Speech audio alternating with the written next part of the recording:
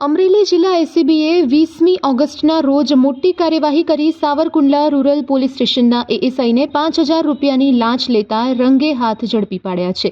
એસીબીના જણાવ્યા મુજબ ફરિયાદી એક જાગૃત નાગરિક છે। ફરિયાદીએ અગાઉ દેશી દારૂનો ધંધો કર્યો હતો, પરંતુ હાલ બંધ કરી દીધો છે। તેમ છતાં આરોપી શ્યામભાઈ અનંતરાય બગડા, ઉંમર વર્ષ 39, એએસઆઈ સાવરકુંડલા રૂરલ પોલીસ સ્ટેશને ફરીથી ધંધો શરૂ કરવા દબાણ કર્યું હતું, તેમજ ધંધો ન કરે તો ખોટા કેસ કરવાની ધમકી પણ આપી હતી।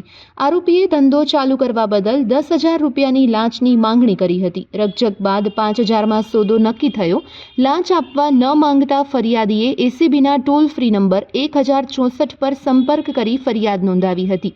એસીબીએ આજે સાવરકુંડલા તાલુકાના ઓડિયા ગામની સીમમાં ઝવેરભાઈ પટેલની વાડીના ઝાંપા પાસે છટકું ગોઠવ્યું, જ્યાં આરોપીએ ફરિયાદી પાસેથી 5,000 રૂપિયાની લાંચ સ્વીકારતા જ એસીબીની ટીમે રંગે હાથ ઝડપી લીધા હતા। લાંચની સમગ્ર રકમ રિકવર કરવામાં આવી છે। આ સમગ્ર કાર્યવાહી એસીબીના incharge police inspector TS Rizvi અને તેમની ટીમે કરી હતી।